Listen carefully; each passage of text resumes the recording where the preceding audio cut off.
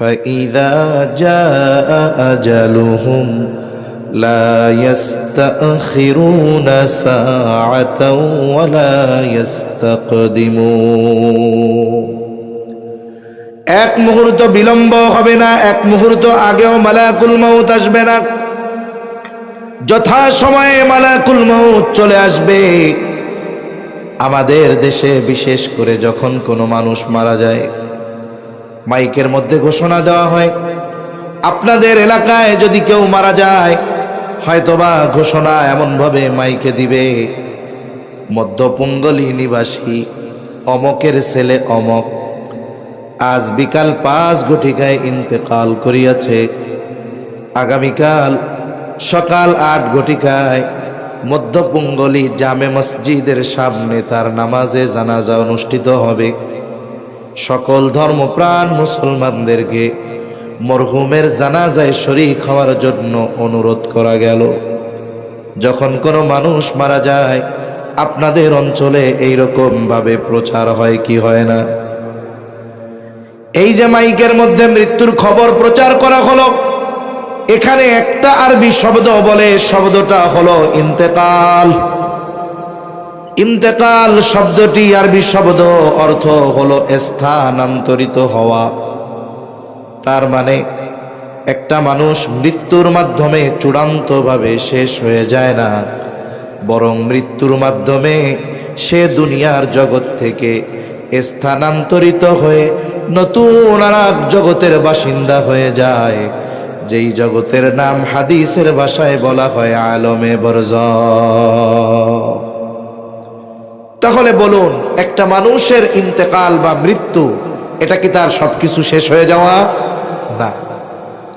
এই দেহটা, এটার কোনো দাম নাই।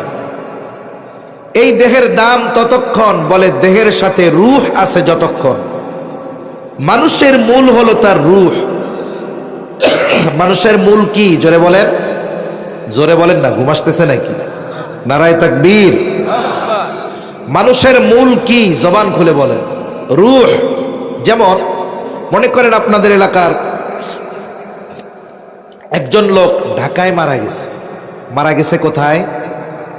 এখন তার জানাজা হবে আপনাদের মসজিদের সামনে। সকালবেলায় লোকজন চলে আসছে, এখনো ঢাকা থেকে যার জানাজা হবে তাকে আনা হয়নি, বা আসতেছে, রোডে রাস্তায় আছে। বলেন তো, তখন মানুষেরা এসে জিজ্ঞাসা করে, মনে করেন লোকটার নাম আব্দুর রহিম, তখন কি বলে নাকি আব্দুর রহিম কত দূর? কি বলে? লাশ কত দূর।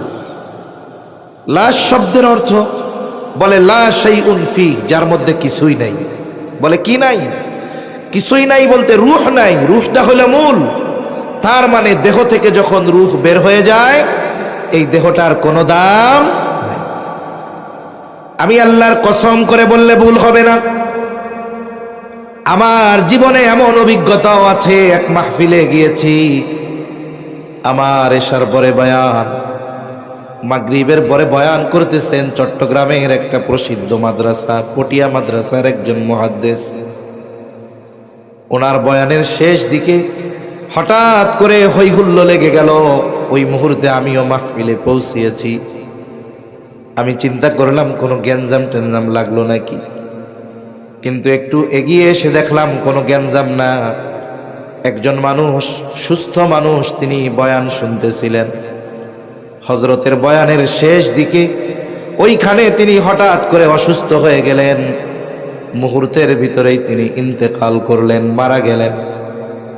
আল্লাহ না করুন, আপনারা এখানে যারা বয়ান শুনতে এসেছেন, হয়তো আপনাদের অনেকের স্ত্রী কন্যা তারাও এসেছে, অথবা অনেকের স্ত্রী কন্যা বাসায় রয়েছে, তারা বাসায় আছে।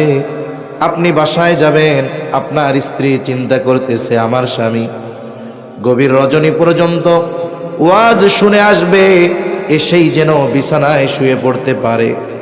এই জন্য হয়তো আপনার বিছানাটা পরিষ্কার করে সুন্দর মতো বালিশ, ল্যাপ, কম্বল দিয়ে রাখছে, যাতে আপনি গিয়েই শুয়ে পড়তে পারেন। হয়তো কোনো যুবক এসেছে, তার বোন হয়তো চিন্তা করতেছে ভাইয়া ওয়াজ শুনতে গেছে, এসেই জানি বিছানায় শুয়ে পড়তে পারে। এই জন্য হয়তো বিছানাটা প্রস্তুত করে রেখেছে। আল্লাহ না করুন ওই যুবক অথবা ওই ব্যক্তি যদি এখানে ইন্তেকাল করে, বলেন তো তার লাশটাকে নিয়ে যখন বাড়িতে যাওয়া হবে, ওই বাড়ির ভাইয়ের বোন অথবা স্বামীর স্ত্রী কি বলবে নাকি, আমি তো আমার স্বামীর জন্য, আমি তো আমার ভাইয়ের জন্য আজকে রাত্রে শোয়ার জন্য বিছানাটা প্রস্তুত করে রেখেছিলাম, জানাজা তো আগামীকাল সকালবেলায় হবে, তাহলে বাকি রাতটা ওই বিছানায় কম্বলের তলে আমার ভাইয়ের লাশটা থাকুক। রাখবে? জোরে বলেন, রাখবে? আপনাকে এখান থেকে ওই লাশের খাটিয়া এনে নিয়ে যাওয়া হবে। সবাই চিন্তা করবে সকালে ব্যস্ততা আছে, লাশ বাইরে থাক, আমরা একটু শীতে কম্বল গায়ে দিয়ে ঘুমাই। এটাই বাস্তবতা। আপনি আমি যদি এই চিন্তা অন্তরে রাখতে পারতাম, আমার আপনার জীবন পরিবর্তন হয়ে যেত। তখন আমি চিন্তা করতাম যে আসলে আমি কি করতেছি, আমার কি করা দরকার ছিল। আমার তো সব আছে, হাত আছে, পা আছে, চোখ আছে, কান আছে, এরপরেও কেন ঘরে উঠাবে না? বলে আসল যেটা সেটা এখন দেহের সাথে নাই। বলেন কি নাই? রূহ নাই, এটা মূল। এই দেহ ধ্বংস হয়ে যাবে কিন্তু রূহ অবিনশ্বর, রূহ কখনো ধ্বংস হবে না। রূহ শুধু স্থান পরিবর্তন করে। কি পরিবর্তন করে? যেমন আমরা প্রথমেই কিছুই ছিলাম না, একটা সময় আমাদের অতিবাহিত হয়েছে, আমাদের অস্তিত্ব বলে কিছুই ছিল না। আল্লাহ তাআলা বলেন, হাল আতা আলাল ইনসানি হিনুম মিনাদ দাহরি লাম ইয়াকুন শাইআম মাযকুরা। আল্লাহ তাআলা বলেন, প্রতিটা মানুষ কি এমন কিছু কাল, এমন কিছু সময় অতিক্রম করে নাই যে তার উল্লেখ করার মতো কিছুই ছিল না? আসলেও তো আমাদের কিছুই ছিল না। একটা সময় এই সুন্দর দেহটা আমাদের ছিল না, আর একটা সময় তো রূহের অস্তিত্ব ছিল না। হাদিসের মধ্যে এসেছে আল্লাহ তাআলা আদম আলাইহিস সালাতু ওয়াস সালামকে মাটি থেকে বানিয়েছেন, আর আদম আলাইহিস সালামের পৃষ্ঠদেশ তথা পিঠ থেকে কিয়ামত পর্যন্ত যত মানুষ আসবে, যত মানুষ এসেছে, যত মানুষ আছে, আল্লাহ তাআলা সকলের রূহ একত্রিতভাবে একত্রে আদম আলাইহিস সালামের পৃষ্ঠদেশ তথা পিঠ থেকে যিনি বের করেছেন তিনি কে? তাহলে আমরা প্রথমে ছিলাম আলমে আরওয়াহ, রূহের জগতে। কোন জগতে ছিলাম? জোরে কর। রূহের জগতে। ওখান থেকে আল্লাহ তাআলা দীর্ঘকাল পর আমাদেরকে পাঠিয়েছেন মায়ের পেটে, বলে ওইটা হলো আলমে বতন। ওখান থেকে আমরা এসেছি একটা দেহর সাথে সম্পৃক্ত হয়ে, যেই জগতে, এই জগতের নাম হলো আলমে দুনিয়া। এই দুনিয়ায় রূহ আর দেহের সাথে একটা সমন্বয় ছিল দীর্ঘকাল। এই জন্য একটা সময় রূহ থেকে, যখন দেহ থেকে রূহকে আবার বিচ্ছিন্ন করা হলো, দেহর আর কোনো দাম নাই, এটাকে মাটির সাথে পুঁতে দেওয়া হলো, মাটিতে দাফন করে দেওয়া হলো। এরপরে রূহ চলে গেল আর এক জগতে, সেই জগতের নাম হলো আলমে বরজখ, লোকচক্ষুর অন্তরালে এক জগৎ। বলে ওই জগতে রূহের হালত কেমন হবে, অবস্থা কেমন হবে? বলে দুনিয়ার জগতে যারা আল্লাহ তাআলার আদেশ নিষেধ মেনে চলেছে, ওই মানুষগুলো আলমে বরজখের মধ্যে শান্তিতে থাকবে। হাদিসের মধ্যে এসেছে তাদের কবর হয়ে যাবে রাউদাতুম মিন রিয়াদিল জান্নাহ, কবরটা হয়ে যাবে জান্নাতের বাগান। আবার এই দুনিয়ায় যেই মানুষগুলো নিজের খেয়াল খুশি মতো চলেছে, মনে যা চেয়েছে তাই করেছে, মনে যা চেয়েছে তাই করেছে, আল্লাহর হুকুম মানে নাই, নবীর আদেশ মতো চলে নাই, বলে তাদের জন্য আলমে বরজখ এটা হয়ে যাবে জাহান্নামের একটা গর্তের মতো। বলে আলমে বরজখে শান্তির পরিমাণ কত আর কষ্টের পরিমাণ কত। হাদিসের মধ্যে এসেছে, লম্বা হাদিস, যখন কোনো ব্যক্তিকে কবরে রাখা হবে, আল্লাহ তাআলার পক্ষ থেকে যখন ওই ব্যক্তির জন্য তিনটা প্রশ্ন হাদিসের মধ্যে এসেছে নির্ধারিত করা। আল্লাহর নির্দেশে ফেরেশতা চলে আসবে কবরে। তিনটা করে প্রশ্ন করা হবে, মার রব্বুক ওয়া মা দীনুক, আরেক বর্ণনায় আসছে ওমান নাবিয়ুক, আরেক বর্ণনায় আসছে নবীকে দেখায়া বলা হবে মা হাযার রাজুলুল্লাযী বুইসা ফীকুম, এই ব্যক্তিকে যাকে তোমাদের কাছে প্রেরণ করা হয়েছিল। এই তিন প্রশ্নের জবাব যে দিতে পারবে সে পরীক্ষায় পাস। আল্লাহ তাআলার পক্ষ থেকে ঘোষণা আসবে সাদাকা আবদি সাদাকা আবদি ফাফরিশুহু মিনাল জান্নাহ ওয়ালবিসুহু মিনাল জান্নাহ ওয়াফতাহু লাহু বাবান ইলাল জান্নাহ। নবীজি বলেন তার ব্যাপারে ঘোষণা আসবে আল্লাহর পক্ষ থেকে, আমার বান্দা সত্য বলেছে, আমার বান্দা সত্য বলেছে। ফাফরিশুহু মিনাল জান্নাহ, তার কবরের মধ্যে জান্নাতের বিছানা বিছায়া দাও। ওয়ালবিসুহু মিনাল জান্নাহ, তাকে জান্নাতের পোশাক এনে পরায়া দাও। ওয়াফতাহু লাহু বাবান ইলাল জান্নাহ, বলে তার কবরের সাথে জান্নাতের সাথে একটা দরজা খুলে দাও। নবীজি বলেন তার কবরকে এতটা বিস্তৃত করে দেওয়া হবে, তার দৃষ্টিসীমা যত দূরে যায় তত দূর পর্যন্ত তার কবরকে বিস্তৃত করে দেওয়া হবে। বলে জ্ঞান, বলে নবী জানায় দিয়েছেন ওই জগৎটা হলো লোকচক্ষুর অন্তরালের জগৎ। ওই জগতের কোনো কিছু দেখার মতো যোগ্যতা আল্লাহ মানুষকে দেন। আবার এই তিন প্রশ্নের জবাব যারা দিতে পারবে না এরা তো পরীক্ষায় ফেল, বলবে লা আদ্রি, আমি কিছুই জানি না। আল্লাহ তাআলার পক্ষ থেকে ঘোষণা আসবে কাযাবা আবদি কাযাবা আবদি ফাফরিশুহু মিনান নার ওয়ালবিসুহু মিনান নার ওয়াফতাহু লাহু বাবান ইলান নার। একে জাহান্নাম থেকে আগুনের বিছানা এনে এর কবরের মধ্যে বিছায়া দাও, আগুনের পোশাক এনে একে পরায়া দাও। সাথে সাথে জাহান্নামের সাথে তার কবরের সাথে একটা দরজা খুলে দাও। নবীজি বলেন তার কবরকে এত সংকীর্ণ করে দেওয়া হবে, দুই দিকের মাটি তাকে এমন ভাবে চাপ দিবে যে এক পাজরের হাত অপর পাজরের মধ্যে ঢুকে যাবে। আবার আর এক হাদিসের মধ্যে এসেছে আলমে বরজখে মানুষের দুনিয়ার পাপের ভিন্নতায় শাস্তিরও ভিন্নতা থাকবে। এখন শাস্তির পরিমাণ এত, ওই আলমে বরজখে যার শাস্তি ও মনে করবে এটাই মনে হয় জাহান্নাম। ফেরেশতারা বলবে না এটা জাহান্নাম নয়, বরং তোমাকে যেই শাস্তি দেওয়া হচ্ছে জাহান্নামের শাস্তির তুলনায় এটা কোনো কিছুই নয়। বলে এর চাইতে কল্পনাতীত শাস্তি তোমাকে দেওয়া হবে কিয়ামতের পর জাহান্নামে। এইবার লোকটা জাহান্নামের শাস্তির খবর শুনে এতটা ভীত সন্ত্রস্ত হয়ে যাবে, ও আল্লাহর কাছে বলতে থাকবে আল্লাহ কখনোই যেন কিয়ামত কায়েম না হয়। আর যেই ব্যক্তি আলমে বরজখে শান্তিতে থাকবে ও মনে করবে এটাই মনে হয় জান্নাত।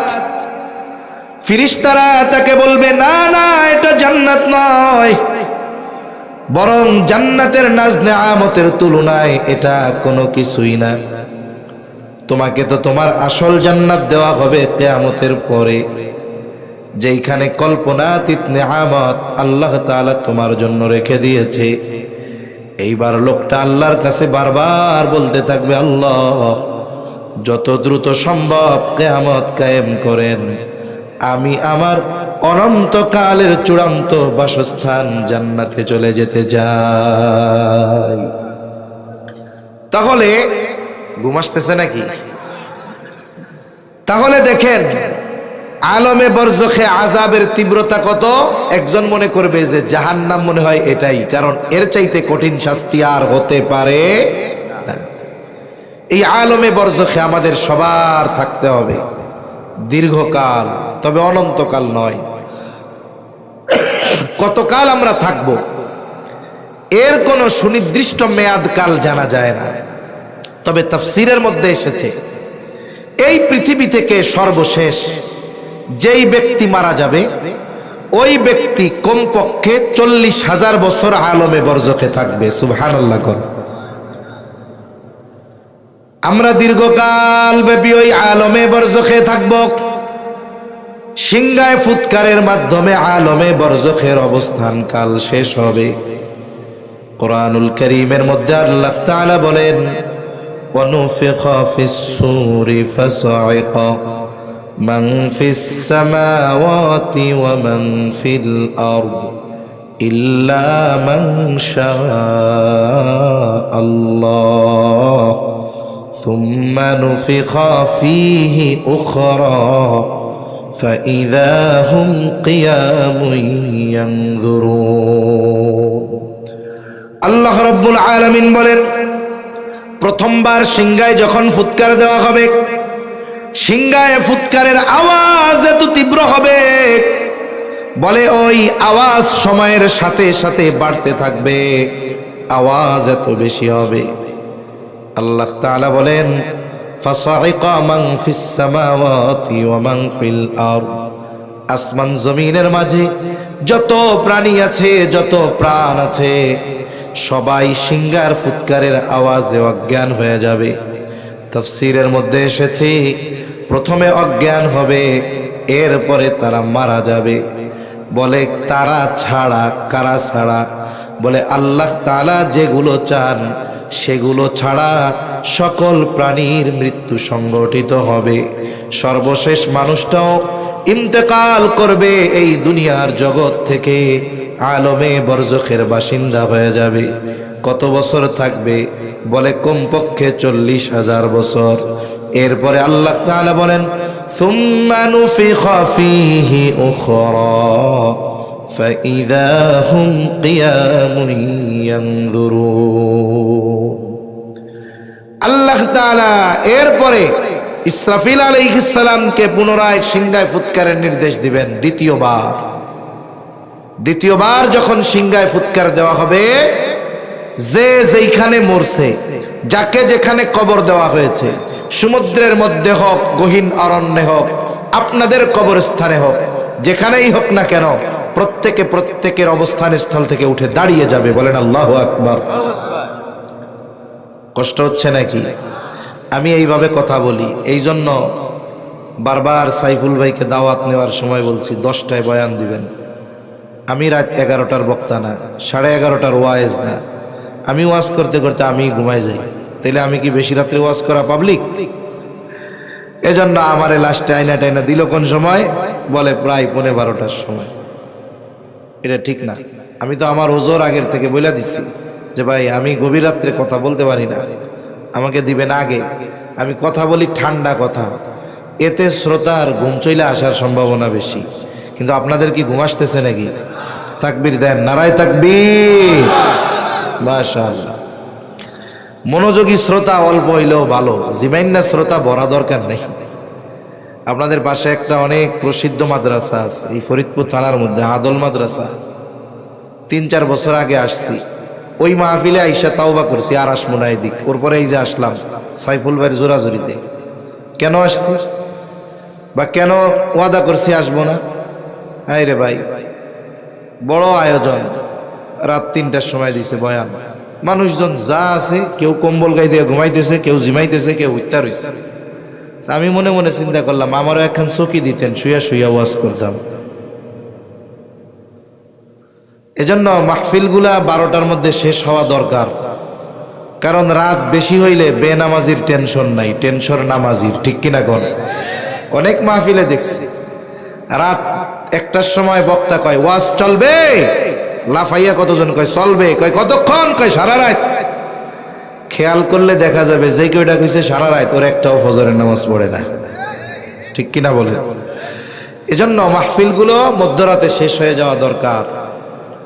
তা যাই হোক, আল্লাহ তাআলার নির্দেশে ইসরাফিল আলাইহিস সালাম দ্বিতীয়বার সিংহায় ফুৎকার দিলে আবার আমরা সবাই হাসরের ময়দানে উঠা যাব। আমি লম্বা কথা একেবারে সংক্ষিপ্ত সারে বলার চেষ্টা করতেছি। দেখেন হাসরের ময়দানে আমাদের অবস্থা কেমন হবে। মাঝে মধ্যে বৈশাখ মাসে এই দৃশ্যগুলো দেখা যায়। আপনি মনে করেন জমিনের মধ্যে কাজ করতেছেন, প্রখর রোদ, পুরা আকাশ পরিষ্কার। হঠাৎ করে মুহূর্তের ভিতরে 10 মিনিটের মধ্যে গোটা আকাশ অন্ধকার মেঘে ছেয়ে যায়। হয় কি হয় না? বলেন তো, 10 মিনিট আগে রোদের মধ্যে আপনার মনের অবস্থা যেমন ছিল, যখন গোটা আকাশ মেঘাচ্ছন্ন হয়ে গেল, ভর দুপুরে মনে হচ্ছে সন্ধ্যা নেমে এসেছে, বলেন তো ওই আবহাওয়া যখন হয়ে যায় 10 মিনিটের মধ্যে, মনের মধ্যে এক ধরনের আতঙ্ক কাজ করে কি করে না? এই বুঝি কাল বৈশাখী ঝড় উঠে, না জানি বজ্রপাত হয়, না জানি আমি বাড়ি পৌঁছাইতে পারি কিনা আল্লাহ জানে। তাহলে অনেক সময় মানুষ অবস্থা পর্যবেক্ষণ করে ভীত হয়ে যায়।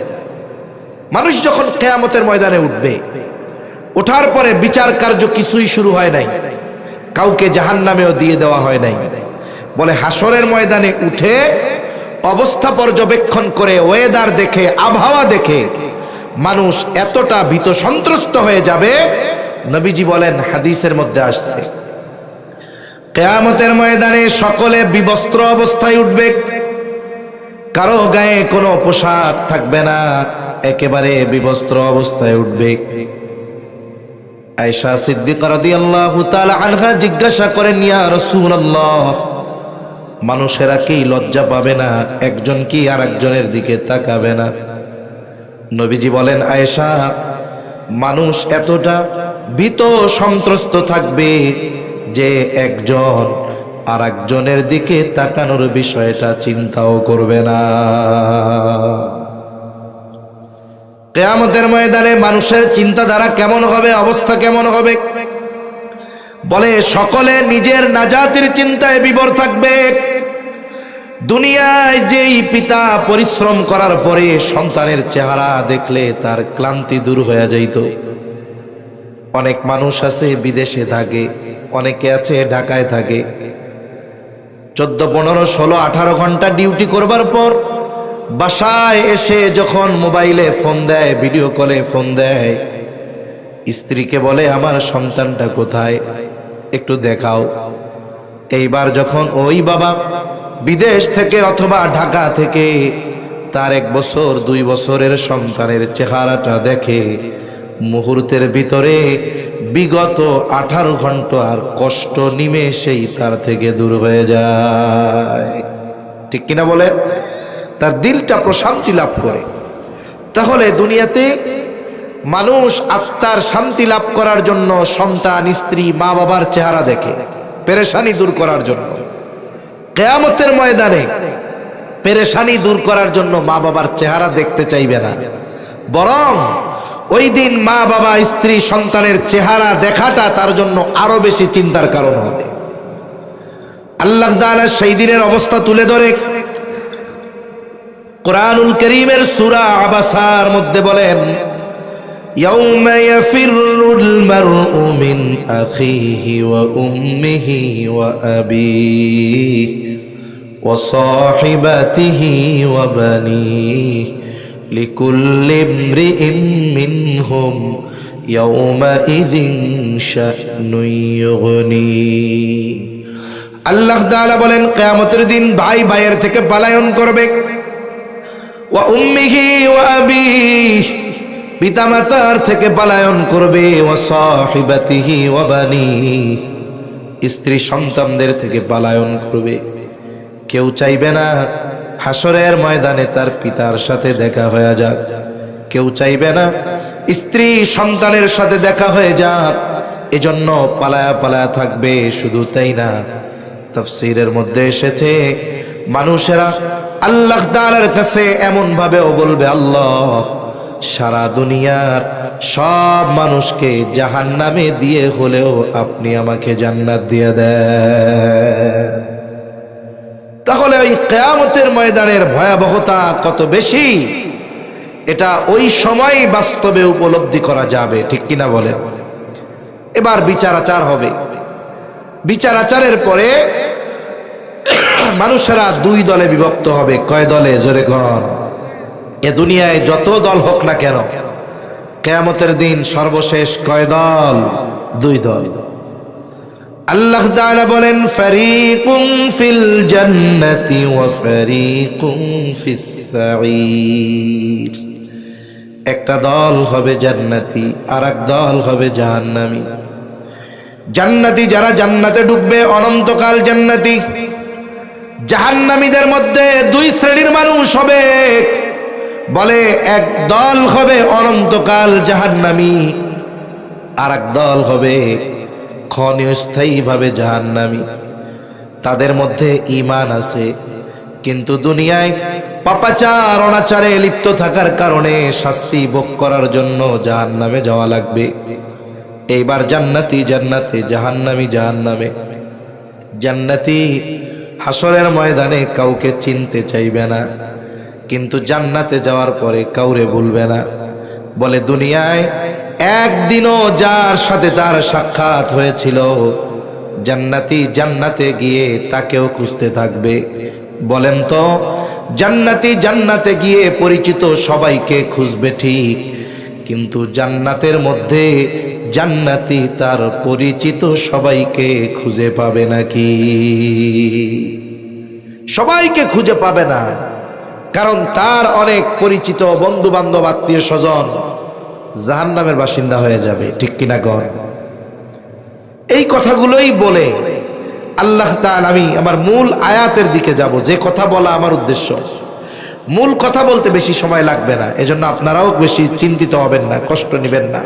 আমিও অসুস্থ মানুষ, দীর্ঘ রাত আমিও করব না, এজন্য একটু সবরের সাথে শোনা যাবে তো ইনশাআল্লাহ। আশা করি জীবন পরিবর্তনের কাজে লাগতেও পারে। আসলে আমি গতানুগতিক দ্বারার ওয়াজ করতে পারি না, আমি কোরআন সুন্নাহর আলোকে কথা বলি।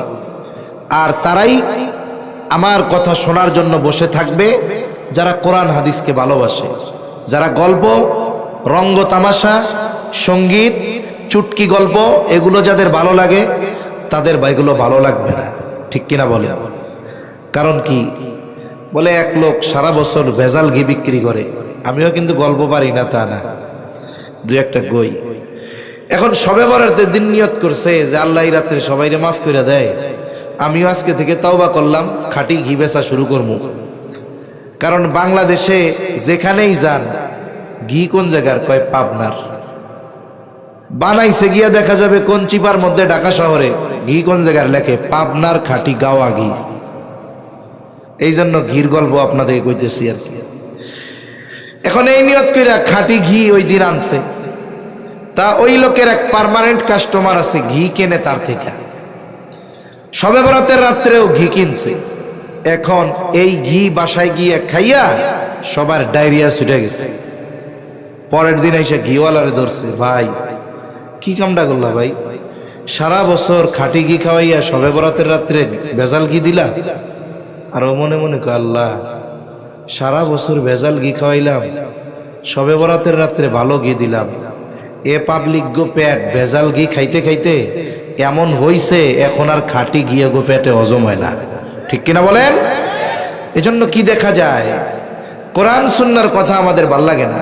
ভাল লাগবে কি? এসে গরম ঝাড়ি ঝুড়ি মারমু, কিছু দুই চারটা সঙ্গীত কমু, দুই চারটা রসকস বানাইয়া মিথ্যা গল্প বলবো, এগুলা শুনতে মানুষের খুব মজা লাগে। এজন্য আমাদেরও পরিবর্তন হওয়া দরকার। ঠিক কিনা গণ? এবার জান্নাতি জান্নাতে, জাহান্নামী জাহান্নামে। আল্লাহ সে কথাই বলে, কুল্লু নাফসিন বিমা কাসাবাত রাহিনা ইল্লা আসহাবাল ইয়ামিন। আল্লাহ তাআলা বলেন, প্রত্যেকটা মানুষ তার কর্মের কারণে আবদ্ধ থাকবে। মূল কথা হলো, মানুষ যারা বাম খাতে আমলনামা পেয়েছে তারা তাদের পাপের কারণে জাহান্নামের মধ্যে আবদ্ধ থাকবে। ইল্লা আসহাবাল ইয়ামিন, তবে যারা ডানপন্থী, যারা ডান হাতে আমলনামা পেয়েছে তারা নয়, এরা তো জান্নাতি। এবার জান্নাতি জান্নাতে গিয়ে পরস্পর তারা আলোচনা করবে, কোথায় রে আব্দুর রহিম রে তো জান্নাতে দেখি না, একসাথেই তো আমরা বাজারে ব্যবসা করতাম, একই মাঠেই তো খেলাধুলা করতাম, একই কলেজে লেখাপড়া করতাম, কোথায় আব্দুর রহিম? জান্নাতীরা পরস্পর আলোচনা করতে থাকবে। ফি জান্নাতি ইয়াতাসাআলুনা আনিল মুজরিমিন, মুজরিমদের ব্যাপারে তারা আলোচনা করবে। তাফসীরে ইবনে কাসীরের মধ্যে এসেছে আল্লাহ তাআলা জান্নাতি আর জাহান্নামীদের মধ্যে দেখা এবং কথা বলার ব্যবস্থা করে দিবে। জান্নাতি জাহান্নামীকে দেখবে, জাহান্নামী জান্নাতীকে দেখবে। জান্নাতি যখন জাহান্নামের দিকে তাকায় দেখবে, আরে ওই জাহান্নামের মধ্যে তার অনেক পরিচিত জন, প্রিয়জন আগুনের মধ্যে পুড়তেছে। এই দৃশ্য দেখে জান্নাতি আল্লাহর দরবারে শুকরিয়া আদায় করে বলবে, আল্লাহ আপনি যদি আমার উপরে দয়া না করতেন, হয়তো আজকে আমাকেও ওর মতো জাহান্নামে পোড়া লাগতো। এবার জাহান্নামী জান্নাতীদেরকে দেখতে পাবে। জান্নাতের দিকে তাকায়া জাহান্নামী দেখবে তার অনেক প্রিয়জন, বন্ধু বান্ধব, আত্মীয় স্বজন জান্নাতের নাজ নেয়ামত ভোগ করতেছে। এটা দেখে সে আফসোস করবে, আহারে দুনিয়ায় তো ওর সাথে খেলাধুলা করতাম, কিন্তু নামাজের সময় যখন বলতো যে বন্ধু চলো নামাজটা পড়ে এরপরে বাকি খেলাধুলা করব, তখন বলতাম তুমি যাও পরে পড়মুনে। আহারে ওই দিন যদি ওর সাথে মসজিদে যাইতাম, হায়রে গানের অনুষ্ঠানে যাইতে চাইতাম, বন্ধু বলতো যাইও না। ওই দিন যদি ওর কথা শুনতাম, তাফসীর মাহফিলে যাওয়ার জন্য ডাকতো, ওর সাথে যাইতাম না। আহারে যদি সেই দিন এই দিনই মাহফিল গুলাই যাইতাম, তাহলে আজকে আমিও হয়তো ওর সাথে জান্নাতে থাকতে পারতাম। এই যে দুনিয়ার কিছু কর্মের জন্য সে আফসোস করবে, তার এই আফসোস তার কষ্ট বৃদ্ধির কারণ হয়ে যাবে। কারণ আফসোসের কারণে মানুষের কষ্ট বাড়ে। এবার কথোপকথনের ব্যবস্থা আল্লাহ তাআলা করে দিবেন। জান্নাতীরা পরস্পর এই মুজরিম পাপীদের কাছে জানতে চাইবে, ফি জান্নাতি ইয়াতাসালুনা আনিল মুজরিমিন। জান্নাতীরা পরস্পর মুজরিম পাপী তথা জাহান্নামীদেরকে জিজ্ঞাসা করবে, মা সালাকাকুম ফি সাকার, কোন কারণে তোমরা সাকারের অধিবাসী হইলা, কেন তোমরা জাহান্নামের অধিবাসী হইলা। জান্নাতীরা জাহান্নামীদের প্রশ্ন করবে, কেন তোমরা জাহান্নামী হইলা, তোমরা জাহান্নামী হওয়ার কারণ কি। আল্লাহ রাব্বুল আলামিন আমাদেরকে এই কথাগুলো আগের থেকে জানায় দেন। জান্নাতীদের এই প্রশ্নের জবাবে জাহান্নামীরা তাদের জাহান্নামে যাওয়ার 4টা কারণ বলবে। কয়টা কারণ? জোরে বলেন কয়টা? 4টা। 10 মিনিটের মধ্যে শেষ হয়ে যাবে ইনশাআল্লাহ। 4 কারণ বলবে। এই 4 কারণ নিয়েই আমরা একটু কথা কইয়া শেষ করে দিব। 1 নাম্বার কারণ, জাহান্নামীরা বলবে যে তারা কেন জাহান্নামে। 1 নাম্বার তারা বলবে, ক্বালু লাম নাকু মিনাল মুসাল্লিন।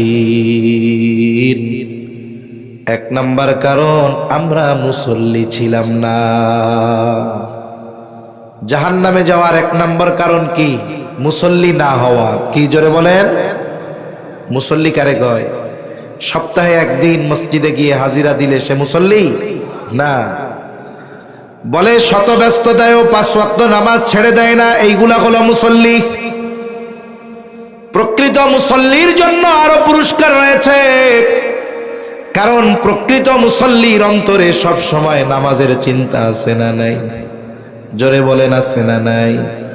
সে যেখানেই যাক তার চিন্তা নামাজের সময় যখন হবে, কাজ করা যাবে না, আমাকে দৌড়িয়ে মসজিদে চলে যেতে হবে। এই রকম যার অন্তরের অবস্থা, তার ব্যাপারে নবীজির সুসংবাদ। এক হাদিসের মধ্যে নবীজি বলেন, কিয়ামতের দিন কোথাও কোনো ছায়া থাকবে না আরশের ছায়া ছাড়া। নবীজি বলেন, ওই আরশের ছায়ায় 7 শ্রেণীর মানুষ স্থান পাবে। কয় শ্রেণীর মানুষ? জোরে বলেন কয় শ্রেণীর? এর মধ্যে 1 শ্রেণীর মানুষ নবীজি বলেন, রাজুলুন কলবুহু মুআল্লাকুম ফিল মাসাজিদ। বলে 1 শ্রেণীর মানুষ হলো ওই ব্যক্তি যার অন্তর মসজিদের সাথে সম্পৃক্ত ছিল। সে 24 ঘন্টা মসজিদের মধ্যে থাকতো। বিষয়টা এমন নয় বরং সে যেখানেই থাকুক না কেন সব সময় তার অন্তরে নামাজের চিন্তা থাকতো। বলে এই ব্যক্তি আরশের ছায়ায় স্থান পাবে। এখন আমাদের সকলের মুসল্লি হওয়া দরকার আছে না নাই? জোরে বলেন আছে না নাই? কিন্তু আমরা মুসল্লি হইতে পারি না দুনিয়ার কারণে। কিসের কারণে? জোরে কর। দুনিয়ার কারণে। মানুষ তার কর্মব্যস্ততার কারণে নামাজ পড়ার সুযোগ পায় না।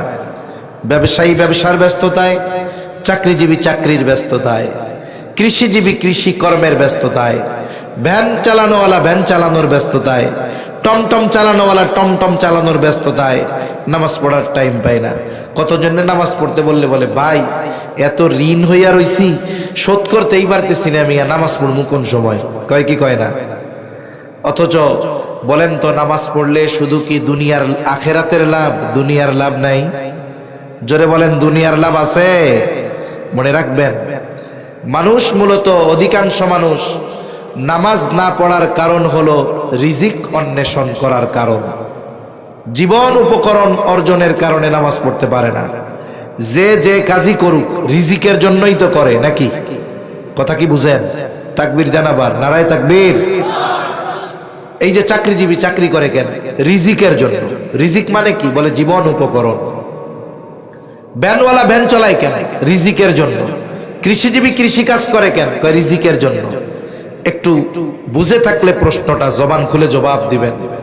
বলেন তো যেই মানুষগুলো রিজিক উপার্জন করতে গিয়ে নামাজ পড়ার টাইম পায় না, যেই রিজিক উপার্জন করতে গিয়ে নামাজ পড়ার টাইম পায় না, সেই রিজিকের মালিক কে? আরো জোরে বলেন কে? রিজিকের মালিক আল্লাহ। এখন বলেন তো আমরা যদি ওই রিজিকের মালিক রাজ্জাক, তিনি রিজিক পাওয়ার যেই পদ্ধতি বলে দিয়েছেন, ওই পদ্ধতি বাদ দিয়ে নিজস্ব পদ্ধতিতে রিজিক তালাশ করার চেষ্টা করি, প্রকৃতপক্ষে বরকতময় রিজিক পাওয়া যাবে? জোরে বলেন যাবে? যাবে না। আমি উদাহরণ দিলে বুঝতে আপনারা পারবেন আশা করি। এখন যদি কেউ আসমানওয়ালার থেকে বরকতময় রিজিক চায়, মনে রাখতে হবে বরকতের সম্পৃক্ততা পরিমাণের সাথে নয়। আল্লাহ তাআলা চাইলে অল্পের মধ্যে বরকত দিতে পারেন কি পারেন না? আবার অনেক আছে বরকত শূন্য করে দিতে পারেন কি পারেন না?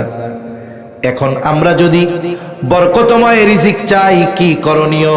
আল্লাহ তাআলা বলেন ওয়া'মুর আহলাকা বিস-সালাতি ওয়াসতাবির আলাইহা লা নাসআলুকা রিজকা।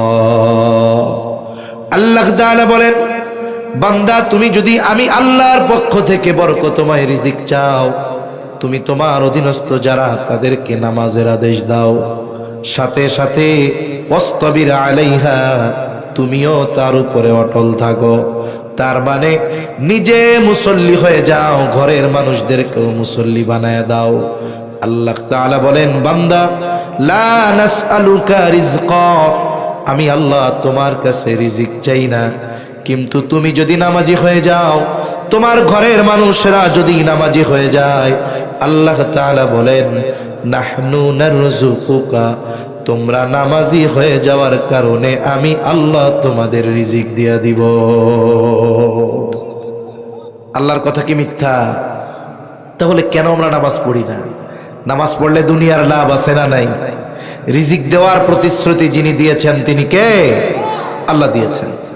এখন দেখেন, এই রিজিক দেওয়ার প্রতিশ্রুতি আল্লাহ দিয়েছেন মানে বরকতময় রিজিক দিবেন। অল্প হলেও ওটা তার জন্য যথেষ্ট হয়ে যাবে। আচ্ছা, আমাদের দেশে অনেক মানুষ আছে লক্ষ টাকা বেতন পাওয়ার পরেও বলে মাস শেষে চলে না। বলে হুজুর কি করব, আমরা স্বামী স্ত্রী দুইজন, সন্তানরা সব সেটেল ইউরোপ আমেরিকাতে, মাসে 1 লক্ষ টাকা বাড়ি ভাড়া পাই, এরপরেও আমাদের চলে না। অপর দিক দিয়ে আপনাদের মসজিদের ইমামের বেতন কত হবে? আমার মনে হয় না 10, 15, 20 হাজারের বেশি হবে, কম হওয়ার সম্ভাবনা বেশি, ঠিক কিনা কর? 8-10 হাজার টাকা বেতন। কিন্তু হুজুর তার পরিবারে স্বামী স্ত্রী দুইজন, বাচ্চা আছে 4টা, সাথে সাথে মা বাবাও আছে। সংখ্যা কয়জনের? বলে 8 জনের ফ্যামিলি। বেতন কত? 10,000। চলা তো অসম্ভব। এরপরেও আল্লাহ চালায় নেয়, ঠিক কিনা কর? কেন চলে? চলার একটা কারণ আছে।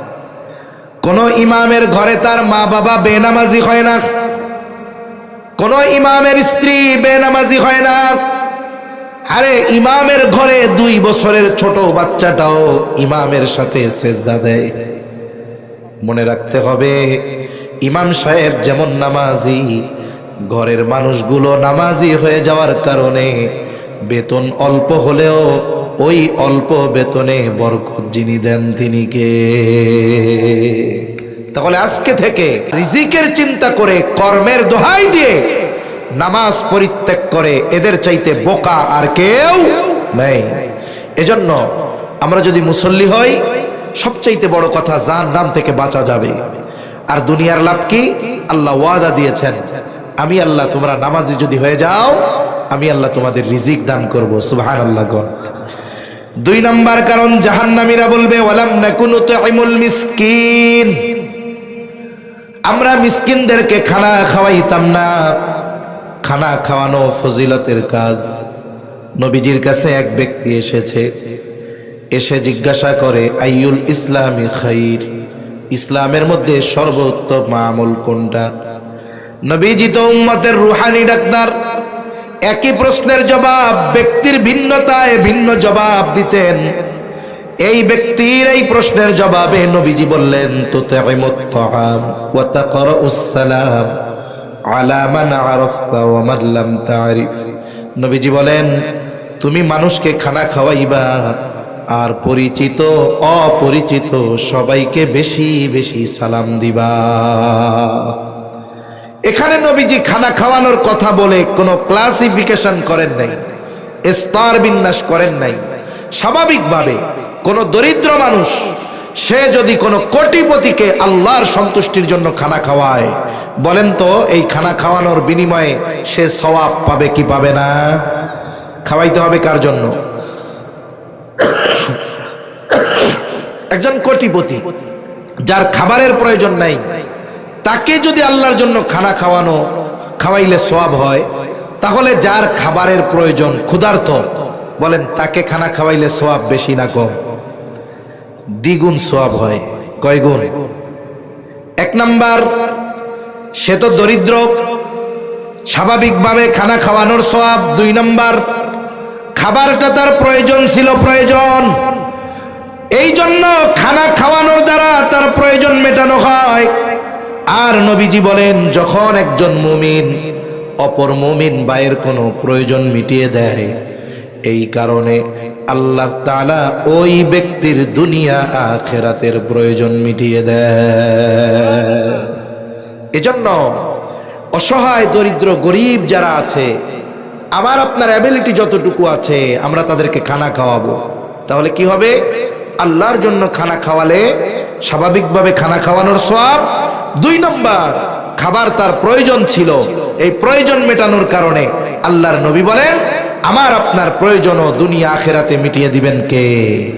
আরো জোরে বলেন কে? আল্লাহ মিটিয়ে দিবেন। আবার দেখেন, এই অভুক্ত ক্ষুধার্ত যদি আপনার আমার প্রতিবেশী হয়, তাহলে 3 গুণ সওয়াব। খানা খাওয়াইলে কয় গুণ সওয়াব? জোরে কন্যা, কয় গুণ? 3 গুণ। 1 নাম্বার, প্রতিবেশী হিসাবে তার হক আদায় হবে। 2 নাম্বার, খানা খাওয়ানোর সওয়াব হবে। বলে 3 নাম্বার, তার প্রয়োজন মেটানোর সওয়াব হবে। আবার প্রতিবেশীর ব্যাপারে নবীজি তাকিদ দিয়ে বলেন, ওই ব্যক্তি মুমিন নয় যে নিজে পেট পুরে খায় আর তার প্রতিবেশী অভুক্ত থাকে। বলে ওই ব্যক্তি মুমিন হতে পারে না। এই জন্য আমার আপনার প্রতিবেশীর দিকে খেয়াল রাখা দরকার। আমি মজার মজার খানা খাই, কিন্তু আমার প্রতিবেশী কি খায় সেটাও খেয়াল করা দরকার। এই জন্য নবীজি বলতেন, তোমরা তোমাদের তরকারির মধ্যে ঝোল বাড়ায়া দাও, পানি বাড়ায়া দাও। কেন? বলে যাতে তুমি তোমার প্রতিবেশীর খোঁজ খবর নিতে পারো। তাহলে প্রতিবেশী যদি অভুক্ত হয়, দরিদ্র হয়, খানা খাওয়াইলে কয় গুণ সওয়াব? 3 গুণ। এখন বলেন, আপনার আত্মীয় স্বজন, আপনার ছেলে, আপনার মেয়ে, আপনার ছেলের অলিমা করবেন, আত্মীয় স্বজনকে দাওয়াত দিয়ে খানা খাওয়াইলেন, সওয়াব আছে না নাই? জোরে কোন আছে না নাই? আছে। কিন্তু খানা খাওয়াইয়া যদি টেবিল পাইতে বসে থাকেন টাকা নেওয়ার জন্য, ফজিলত আছে না নাই? হ্যাঁ, আরে মিয়া আছে তো, টাকা আছে না, এ কাজ করা যাবে না। যাকেই খানা খাওয়াবো কার জন্য? সাহাবায়ে কেরাম আল্লাহর জন্য খানা খাওয়াইতেন। কতজন তো এগুলোর একটা ব্যবসা বানায় নিছে। আমাদের এলাকায় এক হুজুর আছে, ওয়াজ করে, মানে উনি এক গল্প কয়, পোলারে দিছে মুসলমানি। কি দিছে? অনেক জায়গায় আছে মুসলমানি দিলেও মানুষের দাওয়াত করে খাওয়ায়, আছে না এরকম? এগুলো শরীয়তে কোনো ভিত্তি নাই, এগুলো গুনাহ হয় বেশি। এখন দাওয়াত দিয়ে খাওয়াইছে, দাওয়াত দিছে, টাকা পয়সা নাই। টাকা পাইব কই? কয়েক সুদখোরের কাছ থেকে টাকা আনছে 2 লাখ। এইবার এটা দিয়ে আইনা মানুষরে খানা খাওয়াইছে। এখন মানুষ এই জামানায় খানা খাইয়া কি 1000 টাকার কম দেওয়া যায়? লজ্জা শরমের ব্যাপার। এখন হিসাব টিসাব কইরা দেখে ইনভেস্ট করছি 2 লাখ, টাকা উঠছে 4 লাখ, লাভ কত? আরেকজন জিজ্ঞাসা করে, কাকা ব্যবসা কেমন হইল? কয় ভালোই হইছে। কয় ভুল হয়ে গেছে, আমারটাও আগে আগে নিয়ে নিছি, নাইলে আমারটা দিয়েও তো আরেক ব্যবসা করা যেত। এই ধরনের দাওয়াত দিয়ে ডাকাতি করে নেওয়ালা লোক সমাজে আছে না নাই? মনে রাখবেন, এক মুসলমান যদি অপর মুসলমানকে দাওয়াত দেয়, যেতে হবে, এটা হক। কিন্তু যদি আপনি নিশ্চিত হন এই দাওয়াত দিচ্ছে শুধুমাত্র আন্তরিকতার সাথে নয়, এখানে এটারও বিষয় আছে, ওই দাওয়াতে না গেলে কোনো গুনাহ হবে না। সাহাবায়ে কেরাম আল্লাহর জন্য খানা খাওয়াইতেন। তাদের এই গুণটা আল্লাহর কাছে এত পছন্দ হয়েছে, আল্লাহ কোরআনে বলছেন এই গুণের কথা। তারা মানুষকে খানা খাওয়ায় কি বলতো? ইন্নামা নুতঈমুকুম লিওয়াজহিল্লাহি লা নুরিদু মিনকুম জাযাআও ওয়ালা শুকুরা। তারা বলতো আমরা তোমাদেরকে আল্লাহর জন্য খানা খাওয়াইছি। লা ইন্নামা নুতঈমুকুম লিওয়াজহিল্লাহ লা নুরিদু মিনকুম জাযাআ, এর বিনিময়ে আমরা তোমাদের কাছে কোনো প্রতিদান চাই না। প্রতিদান তো বহুদূর। ওয়ালা শুকুরা, খানা খাওয়ানোর কারণে আমাকে ধন্যবাদও দেওয়া লাগবে না। আমরা খানা খাওয়াইছি আল্লাহর জন্য, এই খানা খাওয়ানোর প্রতিদান যিনি দিবেন তিনি কে? অনেক সময় আমরা এই কাজও করি। আমার প্রতিবেশী গরিব, ওরে সুন্দর মতো খাওয়াইছি। এইবার 2 দিন পরে ওরে আমি একটা কাজের জন্য ডাকছি, এই আমার এই কামটা কইরা দে। তখন ও কয় না পারবো না। এখন আমি কি কই? 2 দিন আগে তোরে গোশত দিয়া পেট ভইরা ভাত খাওয়াইলাম, আর আজকে আমার কামটা কইরা দিলি না। এরকম কওয়ান্য লোক আসেনি নাই? এই যে আপনি উপকার কইরা খুঁটা দিলেন, হাদিসের মধ্যে আসছে, এটা কেমন জানেন? এটা হলো কুকুরের একটা বদ অভ্যাস আছে।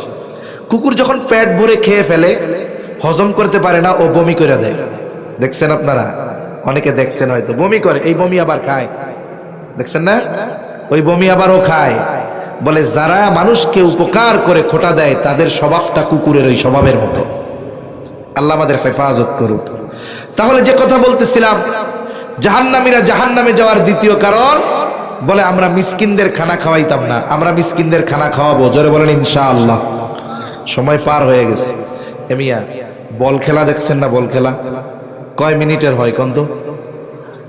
90 মিনিটের পরে একটু টাইম বাড়ায় দেয় না, ওইটার কি টাইম কয়? এখন মনে করেন ওই ইনজুরি টাইম বা ফার্স্ট টাইম চলতেছে, যে কোনো টাইম স্টপ হয়ে যাবে, চিন্তা করেন না, দূর হবে না আর।